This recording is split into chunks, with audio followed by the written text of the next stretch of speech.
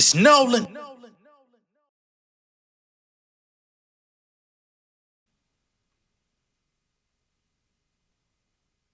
For people, it's the kid J Nolan here. Welcome back to another episode of Inside the Industry, your number one source for music, entertainment, commentary, and breakdowns. Hope everyone is doing well on this beautiful Friday evening. If not, get you something to eat, get you a drink, you know what I'm saying?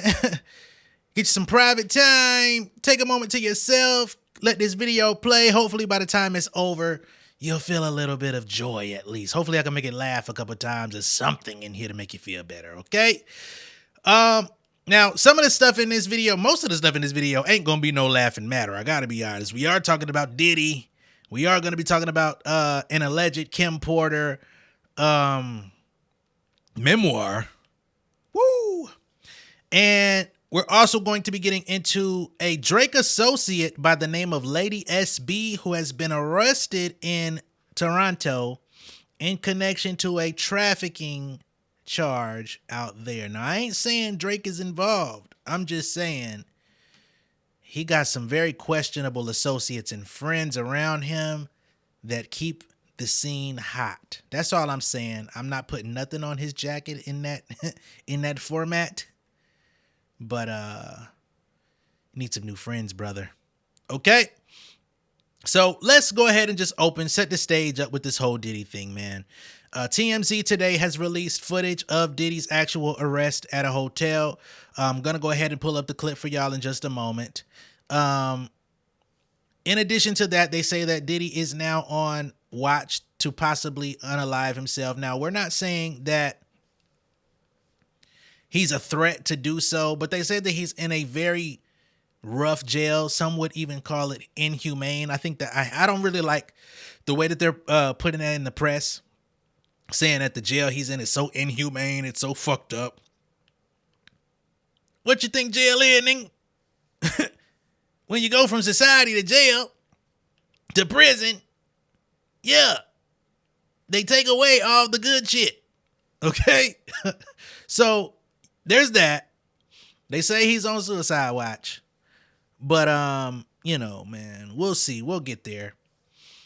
They've got some insiders that are saying that there's a Kim Porter memoir out there where some celebrity person of power has bestowed this writer with intimate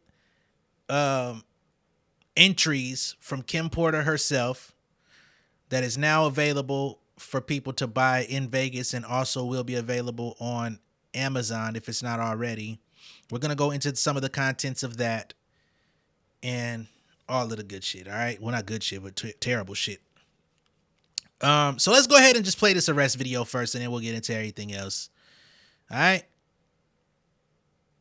Give me a second. Ain't going to be no sound, so I guess I'll narrate this motherfucker.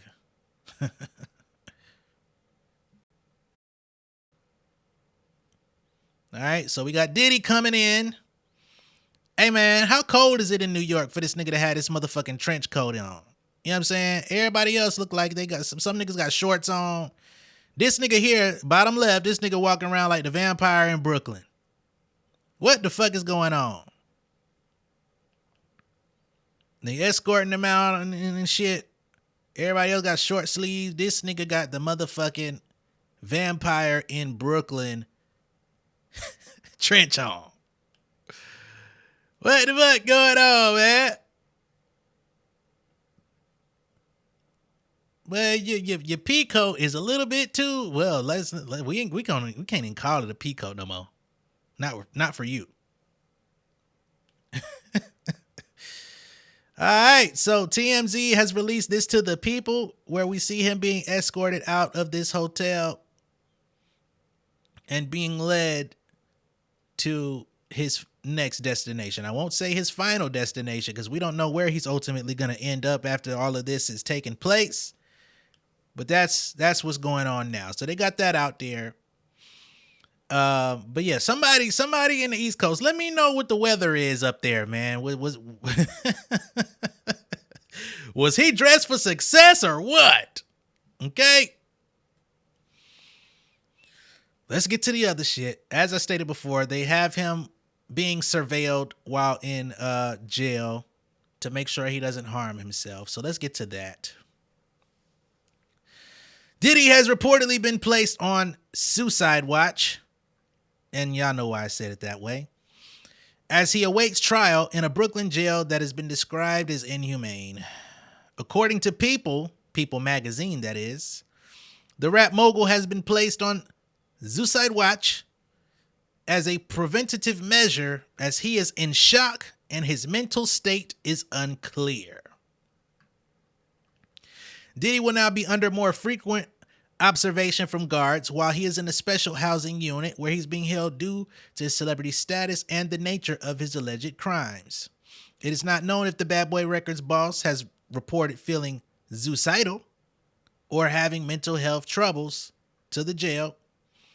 Diddy's been held at Brooklyn's Metropolitan Detention Center ever since he was charged on Tuesday with racketeering, conspiracy, trafficking, and transportation to engage in prostitution. He will remain there until the trial begins after being denied bail twice already, with the judge deeming him a danger to the community. This federal jail has an infamous reputation, having been described as hell on earth and an ongoing tragedy since it was opened in the 1990s, according to the AP Associated Press. Puffy is allowed just 3 showers per week while housed in the facility and restricted to an hour of exercise outside of his cell each day.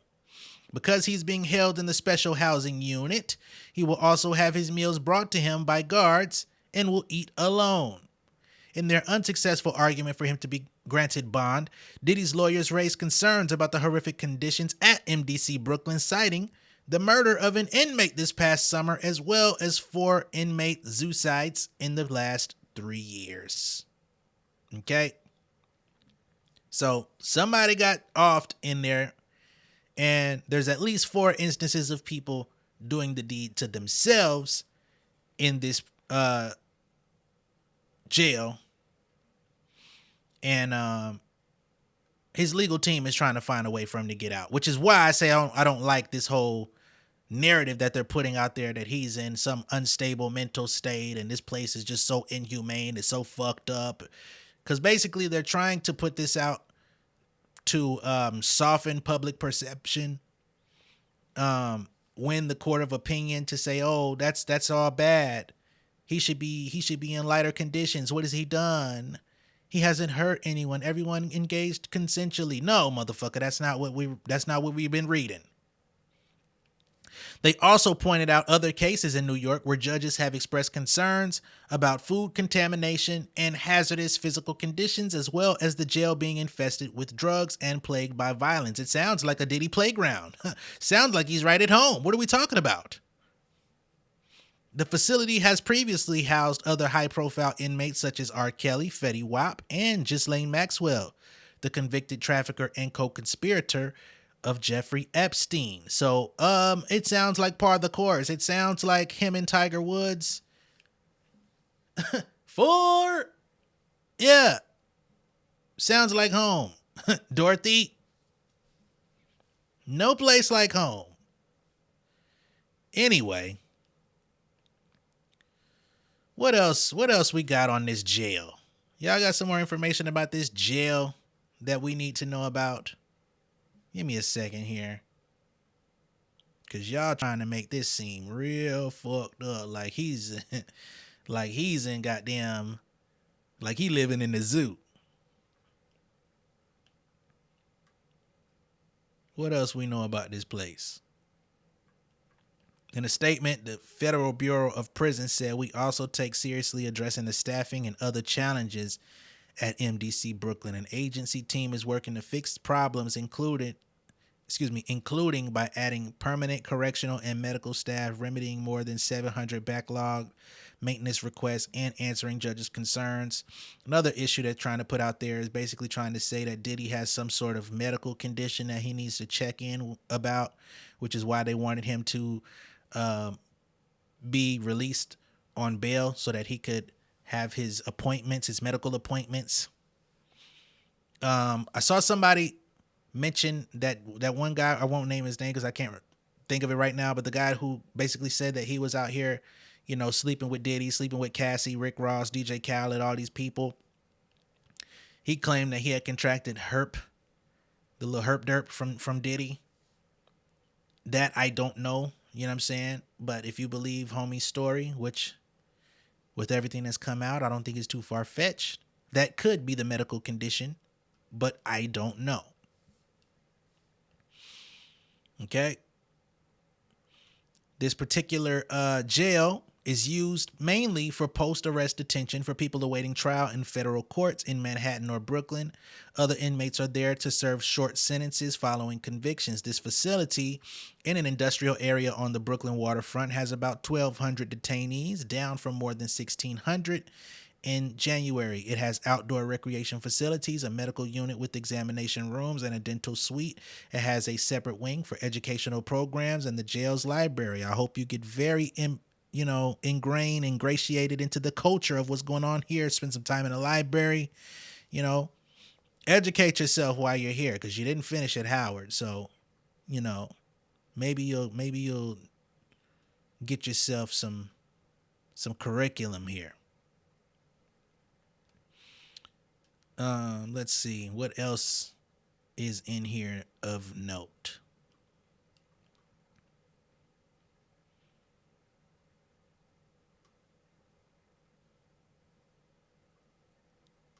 I saw something about the meals he would be eating in prison, but I haven't seen nothing, and I don't feel like going to that other guy's channel to look it up. So that's what we have on Diddy.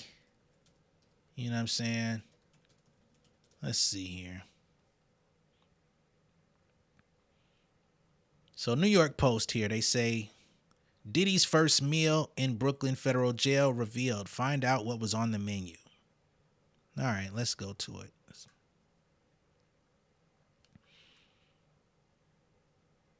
Despite being isolated, the I'll Be Missing You rappers being served breakfast, lunch, and dinner like other inmates. The Post obtained MDC Brooklyn's food menu and can exclusively reveal the accused criminal's first meal behind bars. He was served Swedish meatballs for dinner following his arraignment. They say if the fallen Bad Boy Records founder was watching his weight, he could have opted for a black bean burger. Okay. If that needed to be more random, they say, sides available to him included egg noodles, green beans, a garden salad with dressing, and a 16-ounce beverage. Okay. Some Swedish meatballs, get you some egg noodles. Hell, you'd have had a full course meal, my brother. Since Diddy is in the SHU, correctional officers deliver his meals to his cell. He only gets 1 hour of daily recreation. We already talked about that. Hey, man, I don't see nothing wrong with it. Yes, depending on where you get them, Swedish meatballs might slap a little bit. I'm sure they're not seasoning it to his liking, but that's not how you get it in jail. Shouldn't do things to get yourself there, right? Now, in other Diddy news, of course, we've got this whole Kim Porter memoir situation, which is extremely messy. I'm going to go ahead and preface it now. I don't know if any of this is true. This could very well be fake news. So take this next segment with a grain of whatever seasoning you prefer. You know what I'm saying? Whether that be salt, sugar, sazon, whatever. But I don't know this to be true. Now they say a new book accuses Sean Diddy Combs of assaulting his late girlfriend, Kim Porter, taping himself having an encounter with a teenage male pop star, and sex parties with an Oscar winner and his wife. The 60-page book, called Kim's Lost Words, claims to be a collection of the diaries of Kim Porter, the mother of 3 of his children, who died of pneumonia in 2018. This book, or these pages, have allegedly been leaked by her friends. It describes Combs' colorful love life from the 1990s through up to Porter's final year, including alleged philandering, both male and female, consisting of top musicians and rappers, and debauched orgies at his home in which Miss Porter took part in. The book was published on September 6th, just days before the rapper and Bad Boy Records founder was indicted for racketeering and trafficking by federal prosecutors in New York. The short memoir has disturbing alleged accounts of Diddy slapping Porter after losing his temper and even making death threats to her. Again, we know that she was in an abusive situation with him. She talked herself about some of what she encountered while she was still here. In the book, Porter recounts discovering and making copies of tapes Diddy made of himself having sex with young boys he was managing, including an alleged tape involving an 18-year-old pop star who went on to be a household name. The final entry of the memoir has Porter falling fatefully ill, dramatically texting her friends, quote, "He got me," and then calling 911. So there's supposed to be text messages from Kim. Again, I cannot corroborate the level of truth here. I'm just telling y'all what's being put out there. The book's Los Angeles-based publisher, producer Chris Todd, claims Porter shared a thumb drive of her writing with close friends, which he obtained and lightly edited into a book under the pseudonym Jamal T. Millwood to remove his real name from publishing. The book is marked as being printed in Las Vegas as of September 7th of this month. Todd has not offered any documentary evidence to prove its authenticity, but has put hard copies up for sale on Amazon. He says, "I was lucky enough to meet someone that purported to have Kim Porter's flash drive." He says, "I know the celebrity source pretty well.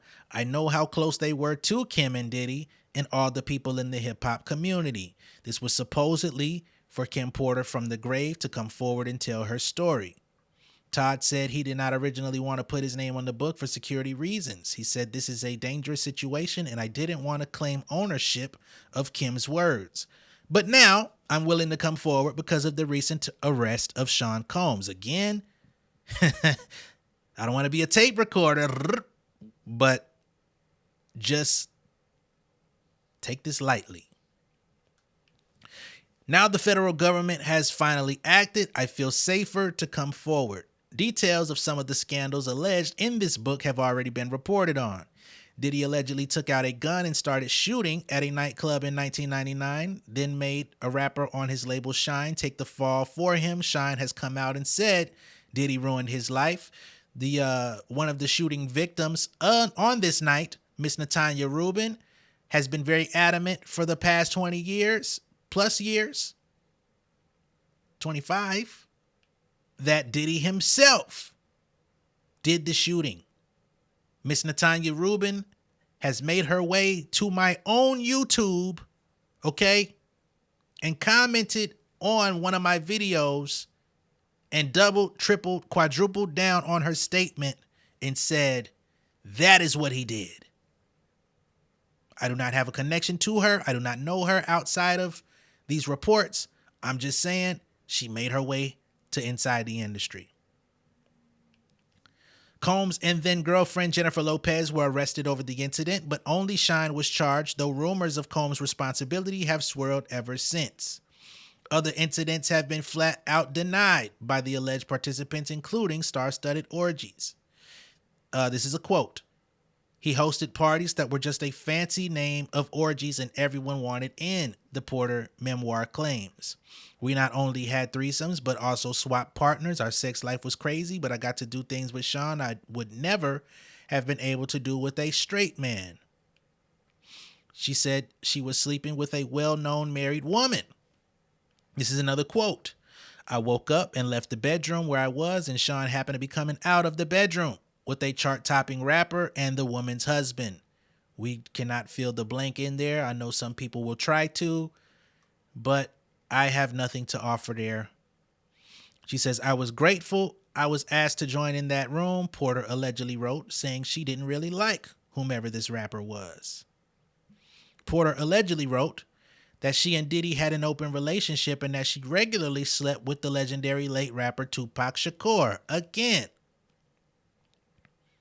I don't know any of this to be true, but that would be some wow. What the fuck? You talk about motive?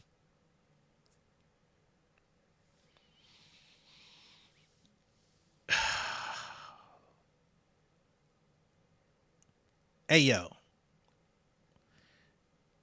Again, I'm not gonna lean too much into this into this story because I don't know the validity of it. But let's just say, what if Hit 'Em Up was really cold? I'ma shoot at Biggie, but it's really for you. That's why, Joe, you take money, West Side, bad boy killer. You know who the realest is, nigga. I bring it to. Because Faith Evans said she ain't never slept with him. They were supposed to have a studio session to make a song, and that was that. And then next thing you know, Tupac was out here acting like they had got it in, you know? But if there's any validity to this memoir of Kim laying with Tupac before his passing, that would be diabolical. But again, this is all alleged. This is all coming from what I would not say is a reliable source. Okay? We'll keep going. The Porter memoir claimed Combs first hit her after she refused to use a strap-on on him. This is a quote.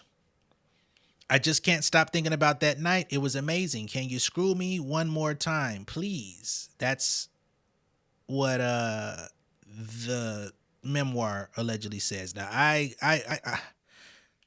don't live in Diddy's head. Would never want to. But for him to say, can you screw me one more time? That sounds a little far-fetched. One more chance. Whoa. Let's keep going. The book states, I became infuriated, adding that Porter told Diddy to instead have sex with a male music executive she believed that he was having an affair with. So she said, go smash on that other nigga you already been mad, you know what I mean, laying with. Why you need me to put this fake on when you got the real thing? Allegedly. Then Sean hit me. This was the first time, but he slapped me hard. Before I could form words, he began to beg, I'm sorry. Holding my cheek where he hit me, I turned and ran off. That should have been it, but I guess I'm a glutton for punishment. These are quotes. The book described another alleged incident at Kim Porter's apartment, where she states, he fiercely slammed me to the ground, and he pulled out a .22 handgun and sat it on the end table. This is a very common move from abusers, especially those that own weaponry. I've heard this a few times. He kneels on one knee, got right in her face to say, you're mine, you don't have a choice in that now, I cannot live without you. To which she says, he's a terrifying monster. Porter allegedly wrote that she discovered videotapes of Sean's sexual encounters in his bedroom vault and made copies of them as protection for herself as part of her plan to leave him. But the memoir said that when she watched back the tapes, she was shocked. Some of the tapes had things I would have never expected. The gay parties are one thing, but the young boys, like two hip-hop stars formerly managed by Diddy, and then the 18-year-old pop star, I would have never known. The book's publisher claimed the friends of Miss Porter and Diddy who gave him the memoir also had copies of the music mogul's alleged tapes. He claimed a shady intermediary had been trying to sell them to Hollywood documentary producers. He says, I was given the memoir 60 pages. I was also given a photo and told if I wanted access to the Diddy tapes, I could have that also. He says, I know for a fact the tape of Diddy with the teenage pop star has been shopped to Hollywood studios by other parties. Mr. Todd also shared a photo of Porter, which he said was taken in her bathroom at her Toluca Lake mansion around 2009. He claimed a friend of Kim took the photo while she applied makeup to cover up an injury from one of Diddy's alleged attacks. The photo background matches realtors' photos of the master bedroom at the mansion, where Porter was later found deceased in 2018. In 2020, Mr. Todd published a book on O.J. Simpson titled Ron's Revenge, putting forward a theory that O.J. had unalived his wife and her friend Ron Goldman with an accomplice. This is not the first time that Combs has been accused of being a predator or violent.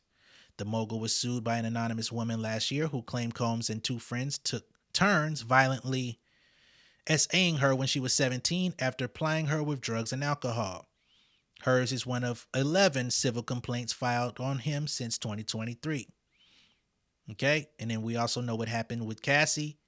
They say she will also be one of the witnesses to come forth during this federal trial. We've got the Lil Rod situation that has a lot of the same verbiage in his lawsuit.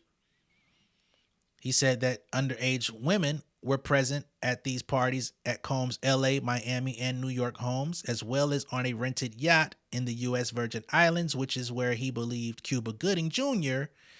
made a pass at him. And we did see photo of Cuba with his hand somewhere in the South. Okay? Let's see if there's anything else here that we haven't already talked about. No. Okay. Last piece of today's show on this particular subject. We have Miss Lil SB, who is a purported friend or associate of Drake, who has been arrested in a human trafficking investigation. There's footage of her speaking on her friendship with Drake. And this woman has come out and they say she falsely accused her ex of abusing her children or something like that. I don't know the specifics on this woman, but Miss Lady SB, this is a video of her speaking on briefly about her connection to Drake. He's a very respectful person. He doesn't say anything out of pocket to me ever. Because he knows very you're going to expose him. No, he doesn't. No? If he thought that, I don't think he would even bother having a conversation. I'm not like surprised. that. I'm not going to expose someone that's so out of pocket. Do you think that he's going to take you off the roster now that you had this viral clip of you talking about accusing this guy of abuse or whatever? No, why would he do that? Oh, so you are on the roster? No, I'm not on the roster. But like, if I was on the roster, he wouldn't do it. Like, come on. Okay. Yeah. So have you spent private time with Drake though? No. No. You signed the NDA? No. That's how you know, you ain't one of them then. No, I'm not For one him, of them. you know what I'm saying? No, not like in what you mean, but I'm definitely not one of them. All right, so that's Miss Lady SB on No Jumper. Glad that was pretty short. You know, don't really rock with No Jumper like that. But here's the story, okay? She's a rapper out in Toronto. Don't know how good she raps, nothing. So the Halton Regional Police Service, their human trafficking unit has made 5 arrests and laid multiple charges after a 5-month trafficking investigation. In May of 2024, they began an investigation into a trafficking ring that was operating in Halton region and the Greater Toronto area. Police allege that between September of 2019 and September of 2024, the accused parties used coercion, deception, manipulation, physical violence, and psychological harm to maintain control, direction, or influence over victims. During the course of the investigation, 5 suspects have been identified. On the 17th of this month, the HRPS executed 5 criminal code search warrants at various residences in Brampton and Toronto. The 5 identified suspects were arrested and the following items were seized: loaded firearm, ammunition, and a prohibited magazine. So there was some level of illegality to this weapon. They found a large sum of cash, a vehicle seized as an offense-related property, and victim identity documents. That is crazy. The following individuals have been arrested, charged, and held for bail. 1, Prince Monroe, under the alias of Casino Barnes. He's got trafficking in persons, 2 counts. Receiving material benefit from trafficking persons, 2 counts. Receiving material benefit from the commission of the purchasing offense, 2 counts. Procuring exercise control, 3 counts. Knowingly advertising sexual services, 2 counts. Assault, possession of a prohibited or restricted firearm, breach of firearms regulation, and possession of property obtained by a crime, which is subject to over $5,000 worth of a fine.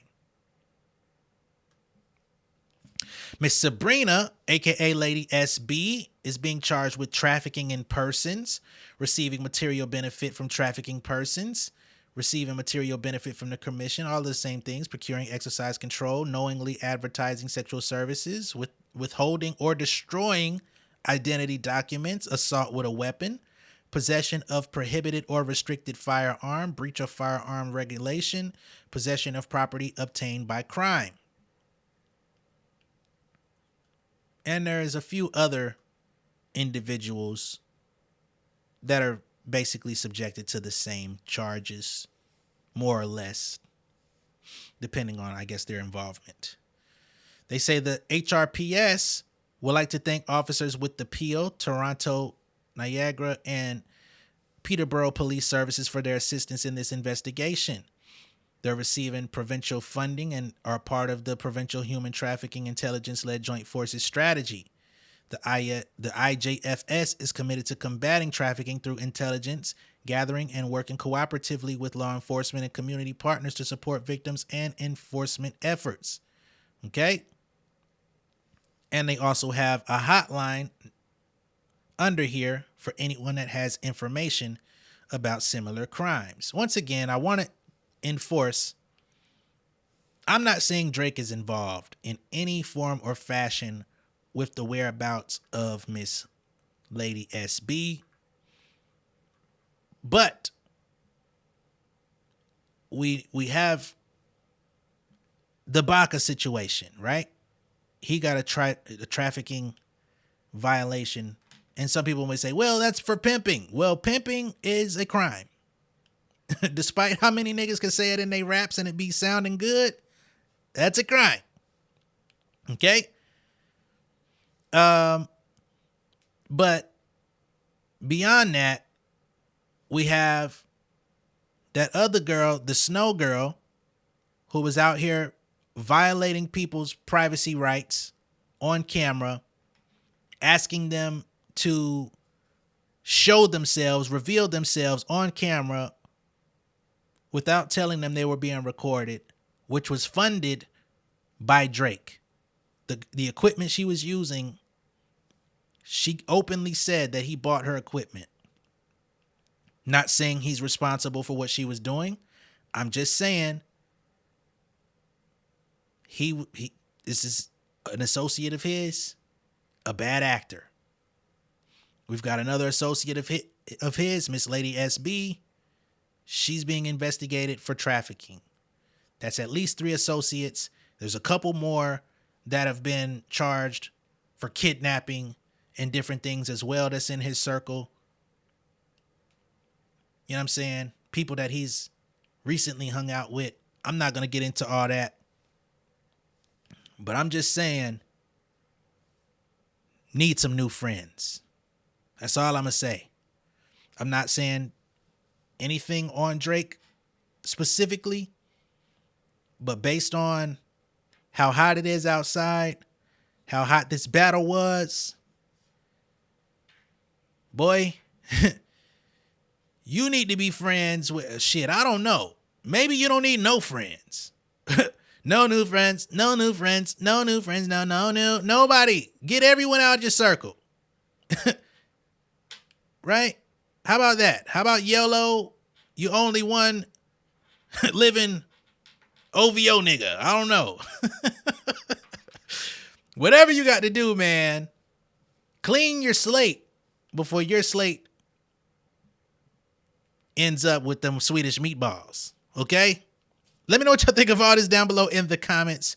Be sure to like and share this video. If this is your first time seeing me on YouTube, go ahead and subscribe to the channel, become an insider.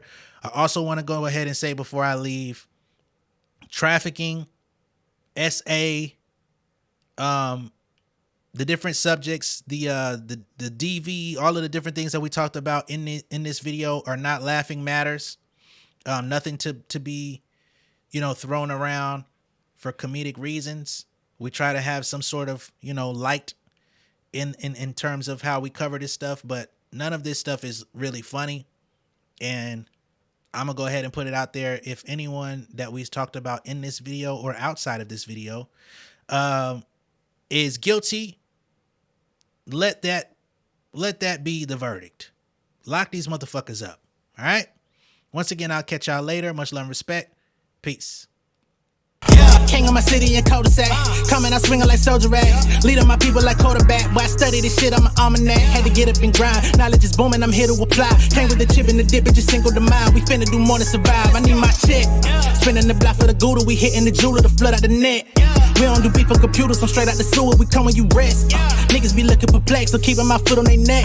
No map, I trust my gut for the quest. With drama, I'm fully abreast. I was ready for years and they doubted me. All of a sudden they tell me they proud of me. I been dropping these haters like calories. Cross them out, I came back with some boundaries. Stand for my honor, but too raw, no corner. Packing the stick with a drummer. Wanna catch my bad, won't fumble. I done came too far to be humble.